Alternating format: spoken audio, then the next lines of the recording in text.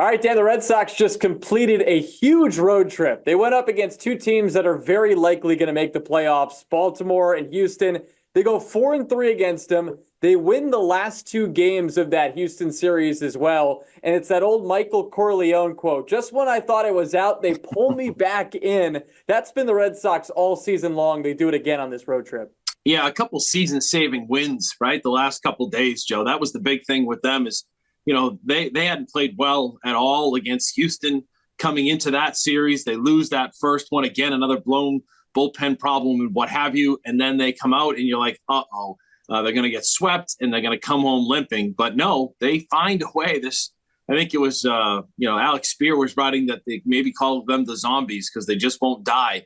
When you look at the way that they play, they just continue to fight. And I think that's a reflection of the manager. I think it's a reflection of the team and the way that it's, built the chemistry inside that clubhouse.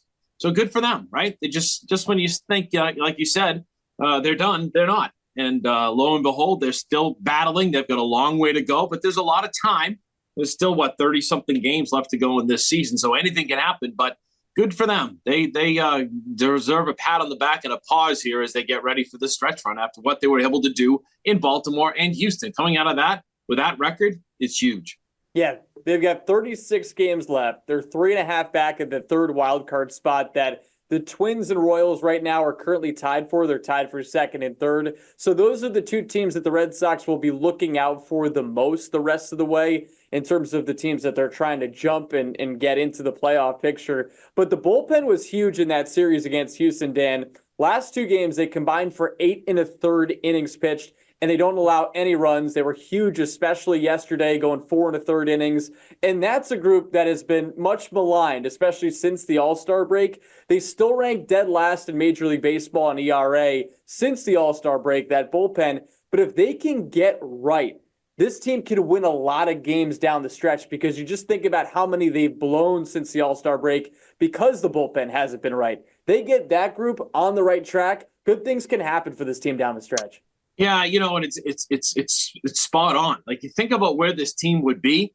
I think, again, I go back to the stat that I saw with the Red Sox lead the league or MLB in blown saves after the seventh inning and giving up a lead, coughing up a lead after the seventh inning with 13 games. So that's like unbelievable to think about. And think about if they had won half those games or even had gone 6 and 7 in those games, they'd be in much, much better shape. So you look at the way things have gone, and we've talked about the starting pitching, which I think it was in that funk and maybe gave the bullpen way too much work as Alex Cora was just trying to find arms at one point. We're starting to see the starting pitching go up a notch and get better. You know what I mean? We talked about Bayo needing some big starts. That last start he had, that was the best stuff I've seen him have in a long, long time. His changeup was Pedro-like, coming off the fingers and darting down.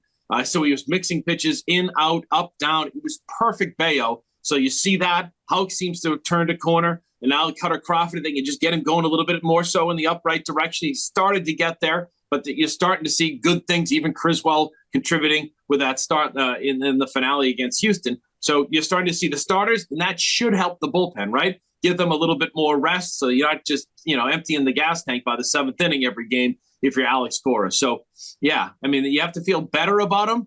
But again, you just don't know with this team because they're giving it their all. But how much do they have left in the tank? That's the question.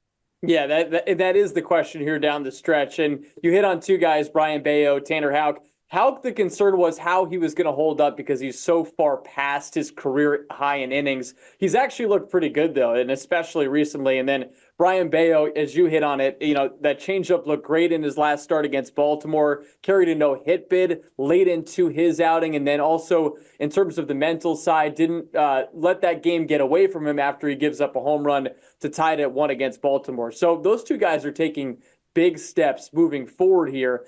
I'm curious what you think, Dan, about the rest of the schedule part of it here for the Sox, because I was looking it up to see what the strength of schedule was for the Red Sox from this point on.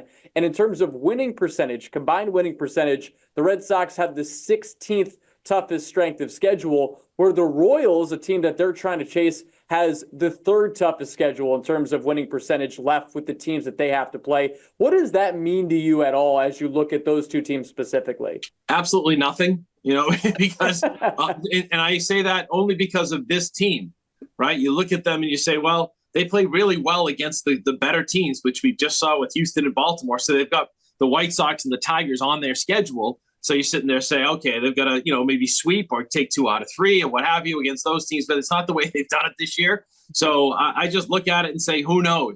If I'm the Red Sox and Alex Cora, I just take it one game at a time. It sounds, cliche-ish, but it's so true with this team. Fight through one game, see what you have left for the next game, and go from there. And the way Alex Cora has managed, he's been fighting for their playoff lives for about a month now, right? So it seems like they've taken that approach. They'll give everything they have. Every pitcher, every hitter, every positional player will do everything they can to help win that night, and then they'll figure out what they have left for tomorrow. And I think that's how you have to approach this. Don't even look at the schedule if you're a Red Sox fan or a Red Sox player, because it does not matter. I give them just as good a shot of beating the Yankees and beating all these powerful teams as I do, coming up short against a team like Detroit or something like that. You know what I mean? So it's kind of one of those, don't look ahead, Joe. Okay? Yeah, Stay focused. Stay focused on the task. Thanks. And Arizona's coming up next, and actually they're going to be without one of their best players in Keitel Marte too, which is huge. Obviously, you don't want to root for injuries, and we're not in this instance, but it does make the task a little bit easier. On top of that, they're going to be facing 3 right-handed starting pitchers. So I will say, Dan, I agree. Well, let me stop you there too, Joe. The one thing we warn about, right, is the fact that they're 11 games over 500 on the road, and they're 3 games under 500 at Fenway. Now is as good a time as any. They've got to get on a roll at Fenway Park. Alex Cora talked about that in the spring. They're not going to go anywhere if they don't use Fenway Park to their advantage. Now's the time. Just start playing better at Fenway Park. If you start winning at Fenway Park and winning in a dominating fashion, which they are capable of doing with that lineup, we know that, that'll set them up for the rest of the season here. And it starts with this first 3-game series against Arizona. So if they can get on a roll at home, Joe, I think that they're in pretty good shape. If you talk about, let's not look at the schedule, let's maybe look at the schedule home and away in my mind. If they can get any type of roll going at Fenway, I think they're in pretty good shape for the playoffs. Yeah, and I agree with that. The fact that they're 3 games below 500 at home is disappointing. On the flip side, they've played so well on the road that they're able to stay in it. But they've occupied this space really all season long, where they're one of these the lone teams in the sport that have a record above 500 overall, and they're below 500 at home. So that does have to change. I do think the Sox have taken care of business against teams that are below 500 this year more times than not. So that does,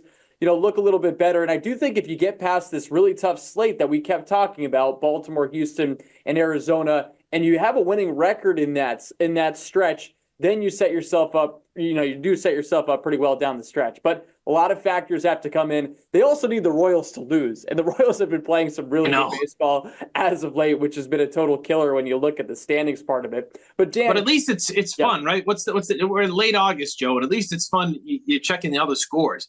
You know what I mean? You're seeing what Kansas City's doing. You're watching what Minnesota's doing. That's kind of fun, right? We haven't had that, with this team in a bit. So going back to 21. So yeah, at least you get that, which is nice, right? So we've talked a lot about them. I'm sorry for being positive, but I think, kudos and the tip of the cap to where they've gotten so far.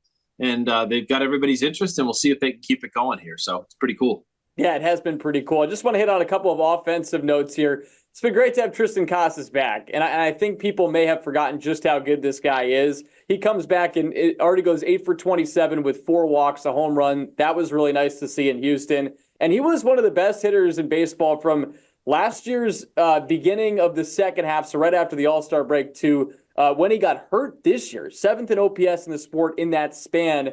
And then, obviously misses a long period of time here, roughly 4 months. Great to have him back in the lineup. And just to have him in there as another power presence makes this lineup even more formidable, which had already been the case before he arrived. Yeah, and I think having, Devers has to love having him in the lineup, right? Because it gives teams someone else to worry about when you look on paper. And that's no disregard to Abreu, to all the guys in that lineup. I just think it's good for Devers, and it's good for the entire team, because he's the kind of he every single at bat, you're going to get a grind from him. You're going to get someone who commands the strike zone really well, takes his time, looks at pitches, finds a pitch to hit, will foul off pitches, and then go and attack. And that's kind of like lets everybody breathe. How many times do the Red Sox come in after giving up a couple of runs and you just kind of want to let the pitcher and everybody breathe as far as getting a rest and taking some time to think about what happened? Casas is one of those guys like Devers that just can take his time within the time frame of an at-bat and foul off pitches and get the pitch that he wants and then deliver. And it's good to see that kind of grind go along with what they have in that lineup. Yeah, and what they have in that lineup is a lineup that's top 5 average on base and slugging percentage. They can steal bases. Jarren Duran added more wins above replacement than any player in the 7-game span of the road trip. So he's back to the player that he was prior to making the mistake that he made back at Fenway Park with what he said to the fan. I also want to hit on Masataka Yoshida before we go, Dan, because those apology forums that you see on the internet for people or for players that you may have underestimated and you may have talked about a certain way. I know I need to fill one out because I thought that this guy ultimately wasn't worth the money that the Red Sox signed him to that contract for. And you can still make the argument maybe he's not, but regardless of what type of argument you would try to make, he has been so good now for 2 months. He's been one of the best hitters in Major League Baseball. The stats bear it out, and I need to fill out one of those forms. Yeah, but I think everybody does, right? I think everybody was down on him after the second half that he had last year, and then just kind of like not knowing where he's going to play. He said he'd be better if he played the outfield, but you don't want him in the outfield, so he settled in at the DH spot. So, yeah, give him a lot of credit for having that perseverance, right? It's not easy to play in Boston. We know that to begin with. Then the fact to go through what he went through and then to keep delivering now and crank it up for these last 2 months after he was written off by basically everybody, myself included, yourself included. Good for him. That's kind of what the game is all about, right? Within a game, it's a redemption time. So that, he's taken off in the right direction. And the same goes with Durant. A lot of players would have mentally maybe like said, when he had that problem and then the suspension. But he ratcheted back up, like you said, and got hitting again. So, and again, I just hope that all these guys don't put pressure on themselves too much when they come back to Fenway. That goes back to the fact that there's 3 games below 500 at home, right? They're 11 games over on the road. So they play with maybe less pressure on themselves to perform. That's where Alex has got to just get in their mind, ingrain in their minds. Just play every pitch, every at-bat. It sounds cliche again, but just go out and have fun here, fellas. These fans will support you. They're behind you. They want you to win. So just I hope that those guys maybe can breathe a little bit at Fenway Park and just go have fun. Well, here we are right at the end of the summer, and the Red Sox are still in contention for a playoff spot. I know a lot of people didn't think that would be the case. I do need to fill out an apology form for you, Dan, because I promised you 10 minutes. And, of course, as always, we've blown right past that. So, well, you know what? You don't have to apologize for that, Joe. We're talking baseball, so it doesn't really matter. So you can talk all day, as far as I'm concerned. It's all good. So I appreciate keep up your brilliant work, would you? I will. I'll try. Thanks, Dan.